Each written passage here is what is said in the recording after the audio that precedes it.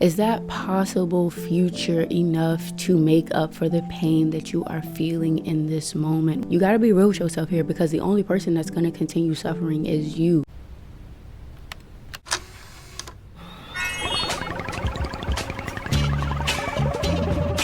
Hello cutie, welcome back, and if you are new here, then hi, I'm Shavion, and we're just gonna dive right in. The worst kind of love is the one that makes you feel unvalued, the one that refuses to see you even after you shatter yourself to cover their flaws. The worst kind of love is the one that makes you feel sorry for wanting to be understood, the one that makes you feel that it's because you're impossible to understand. In my experience, I've made so much space for this kind of love, all in hopes of giving it what it needs to get out of survival, but ignoring the clear signs of how much it was draining me. Now, little Shay was an extremely sensitive soul. At the end of many days, she'd cry because of how overwhelming her feelings were throughout the day. And sadly, when I turned 6, I was taken from the arms of my mother and placed in an environment that would never be capable of nourishing a soul like mine. Somewhere along the way, I learned to smile even when I felt broken inside. As a kid, I had to find purpose in my pain. And unfortunately, that purpose was to make the lives around me easier, even if that meant never truly being seen. Now, I really don't want this video to be super sad, but the disillusionment I felt coming into this world really reminds me of when Finn finally met his dad and ultimately lost his favorite arm, which we'll get into more at a later point. For now, I want to share a little story time to give y'all more perspective on my experience with having to leave toxic people where they are. Now, I could tell y'all horror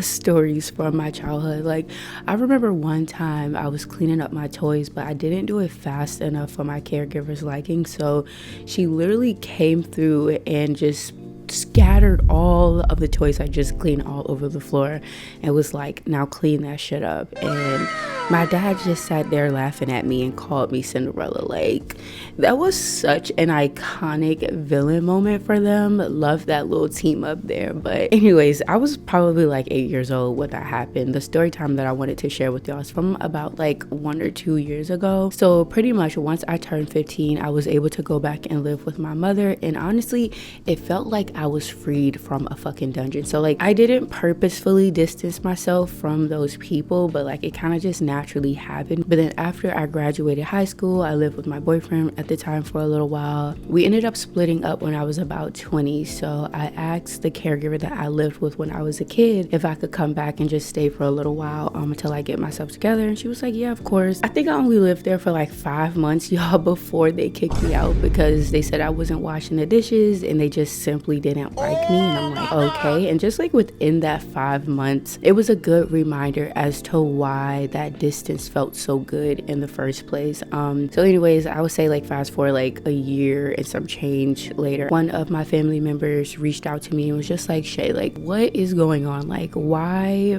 won't you come around? Like, why won't you talk to us? Like, just like what's wrong? Like, what's going on? So because they came to me, I honestly felt comfortable to share what was actually on my mind and heart. And, you know, I kind of just like poured it out to them that like, there's so much pain attached to my childhood that nobody seems to want to recognize. And like, though I do forgive y'all for the things that have happened, like, that pain still exists within me. And like, I'm just trying to learn how to navigate it so that I can show up in our relationships like in a healthy way and not keep perpetuating these cycles of pain with each other. Girl, that message was showed to everybody and completely taken out of context.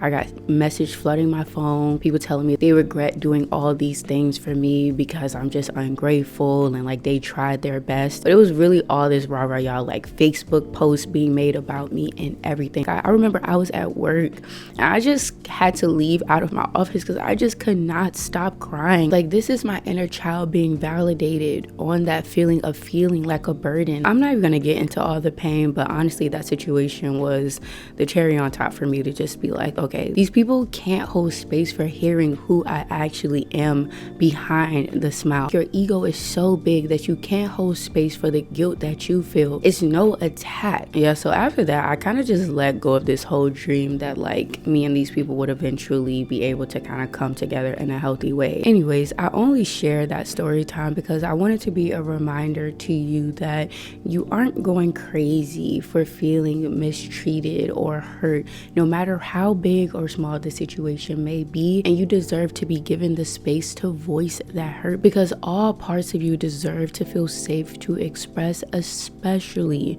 with the people that claim to love you.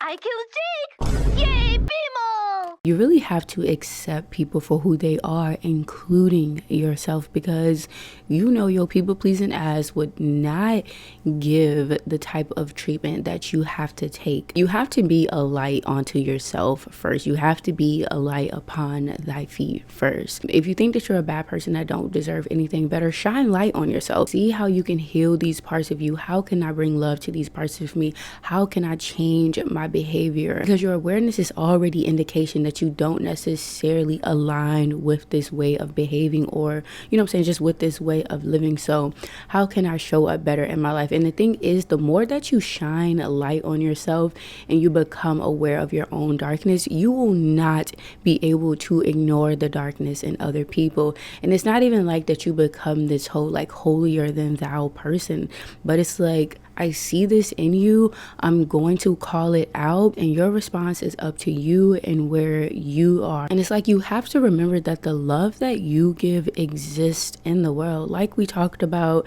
in the video on being cringe, like we all have that chest of infinite love within us, and some of us choose to just keep it for ourselves and be selfish with it. Some of us choose to just give it all away and leave ourselves hanging dry. And I feel like the best of us cover ourselves with that love first, so that we may overflow onto other people around us. You can find people who are overflowing with love, who are actually willing to prioritize your joy and your fulfillment, just like how you do with other people, and not just force you to be understanding because you know that this person has gone through X, Y, and Z, and that's why they can't show up in love this way. Like, you can't keep making excuses for people. You have to accept them for who they are, no matter like how much you love them, no matter how much potential you see in them. Is that possible future enough to make up for the pain that you are feeling in this moment? You got to be real with yourself here, because the only person that's going to continue suffering is you. These people are benefiting from this little codependent dynamic that y'all have built up, and you are sadly on the butt end of that codependent relationship, where it's like, yeah, you get the validation that I'm of help to these people and like I'm needed around here, but once the ball drops, these people are gonna act like you never served a purpose in their life in general. So it's like, what purpose is this dynamic really even serving type shit? Bimo, it all started this morning when Jake made a sign that said, Oh, I don't care. You'll really know that it's time to love from a distance when you start to see the holes in their weaponized guilt. Like, you are not indebted to anybody who took care of you as a jit, bro. You are not indebted to anybody that was supposed to take care of you. Like, what do you mean I'm lucky that you fed me a bottle when I was a jit? Like, that's what you were supposed to do. How else was I gonna eat? What do you mean? I will never understand the seriousness of that. Like, be grateful that I even provided you with a place to stay. Like, stink bug, I can't even get a job. Like, what you want me to do? Go into the woods, find some sticks and build my own little hut? Like, but it's like, they have to play on that. They have to play on the stress that you brought them when you were a teenager. They have to play on the fact that they had to work really hard in order to provide for you, because they need somewhere else to direct that guilt that they feel from hurting you. And that weaponized guilt shit can go really fucking deep. Like, I really feel like it's like a mental like torture tactic, because it makes you feel bad for wanting to be happy. Like, I remember there would be plenty of times where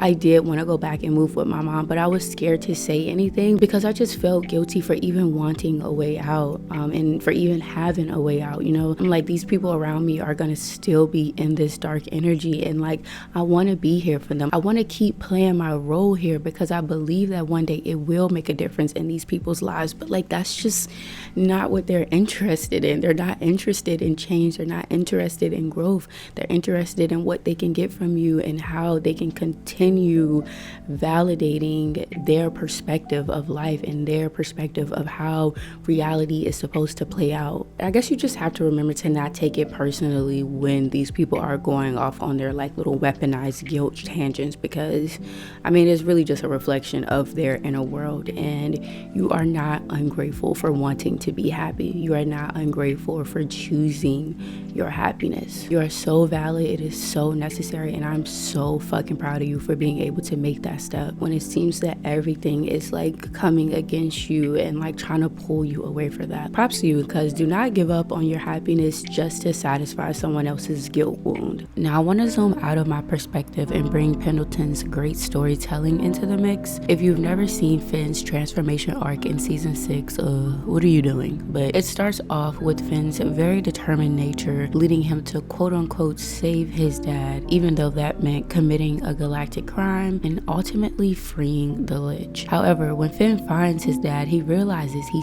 simply doesn't care about him. But you know Finn, he doesn't give up easily and he's a hero. Surely he can save this relationship too. No. My dude loses his arm in one of the most gorgeous scenes in the show, and in that moment he finally lets go. In the episodes to follow, we kind of see that Finn is feeling empty but still functioning for the most part until we get to episode 6, which is called Breezy. We see that Finn is lost in the darkness or depression because his perception of love has been shattered by the man who abandoned him. And it wasn't even like 107-11 type biz. No, Finn and his dad were out at sea in a storm, and this man goes, I'm gonna go get some help, and just never returns. Like, oh my gosh. Anywho, in episode 6, Finn's doctor advises him to go have some fun, which is like the worst advice to give someone that's dealing with a broken heart. Like, let's be real. But so we witness Finn hooking up with multiple princesses and ultimately getting SA'd by LSP. Like, we aren't even gonna talk about that scene, y'all. We can, or the video will be way too long. But after that scene, Breezy and Finn share a beautiful duet where Finn realizes that the love that once motivated him is still there, and his dream of being a hero is still alive despite the pain. Now I bring this arc up because I think it ties well into the topic. A lot of the times we come into the world bright-eyed and bushy-tailed, ready to save the people around us from their own darkness, but we seem to always be the one to lose our arm, to experience pain on the journey to someone else's happiness. We ignore the mess we make on the way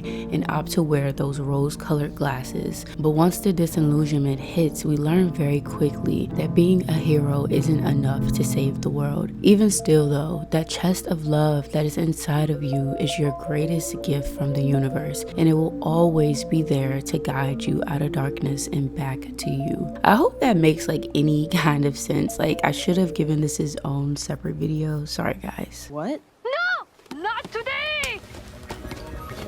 No cartoon! Now, once you get out of a situation that has literally been draining you of your essence, you're gonna have to nurture yourself to health while also resisting that addiction to the pain that you've always felt. Because you can just get into a new situation that feels familiar to you, that brings up those same cycles of pain where you're like constantly overcompensating and constantly having to hide your pain in order to satisfy this person.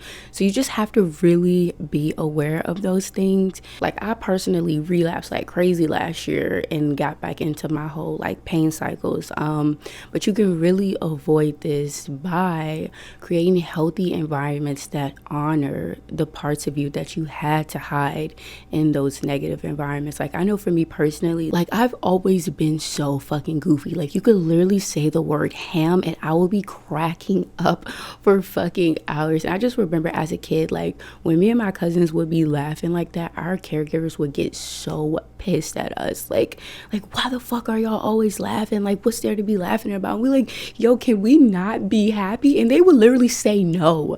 Like to like only allowing myself to be in spaces where I can be my silly, goofy self, to just really bring healing and acceptance to that part of me. And you really have to remember that you have the ability to turn ashes to soil. You have the power to rise from the ashes as a phoenix and really turn this shitty ass landscape that you were brought into this world with into a beautiful as rainforest. You have that power within you. You have that love within you. That love is going to nurture that soil, and it's going to nurture you and help you to grow into this beautiful, like receptive, loving person that is probably complete night and day from what you grew up seeing, you know? And something that I would do that really helped me during that initial distancing phase is writing people letters, like literally writing people letters that you miss, that you wish you could reach out to but you know you shouldn't, and honestly just talking about the pain that you experienced,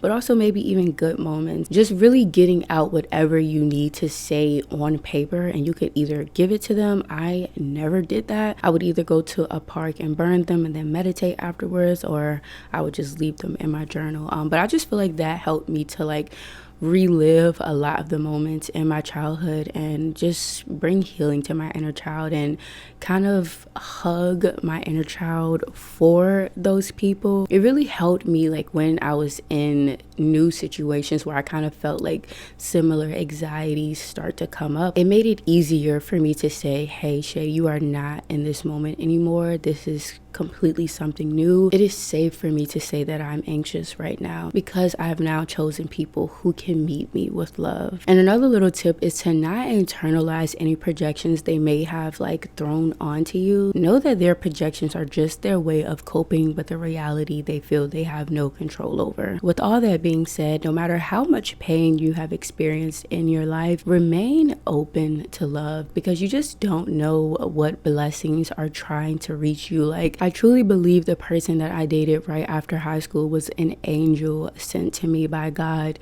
to show me that I can be a spoiled little princess and get everything that I want and pout and just like be this beautiful, big, expressive person without there being like consequences to just being myself. This person really helped me to see that I even needed to put distance between myself and that negative environment. I genuinely feel like without them, it would have taken me way longer to get out of that like codependent, overcompensating cycle of like, I need to try to heal my family. Like, I will always forever be grateful for that connection, and I'm happy that I stayed open to even receive that type of connection. So yeah, stay open. Don't block your blessings because you don't know what's trying to come in to heal you and love you and bless you with all the good stuff that you've been wanting. Hello? That guy's so cute now. I'm going to start treating him as an equal. I think something that helped me during my teenage years that people constantly affirmed to me was like that whole burning house analogy, where it's like, just because you grew up in a burning house doesn't mean the whole world is on fire. Like, it might seem like it is, but I promise the whole world isn't burning, baby. And I just want to close with a question for us all as we are showing up in this new way of being, and that is, what kind of love would I ask for if I knew it would be given to me with joy? What kind of love would I ask for, would I accept if I knew it would be given to me with joy? And you can answer it in your journal, in the comments, whichever. I just think it's a really good question to ponder on. I think I rewrite my answer to that question probably like twice a year. Like every 6 months I'll revisit that question and revisit what I really need in love. And I don't know, I think it's really helpful because at the very least you can start to begin to give yourself that love first. But yes, that is all I have for y'all today. Share the video with someone that you think it may benefit. Comment if you resonated with anything that I spoke on today. And if you haven't subscribed already, are you getting on that? Are you... Okay, I got you. Thank you for subscribing. I want all my cuties to unite in the chat. Comment an orange emoji if you have made it this far. Also check the description if you would like to join our Discord or if you would like the audio version of this. But yes, thank you all so much for watching, and I will see you in the next one. Bye. This is not real. It's just a dream. Please, please, wake up. Wake up. Wake up.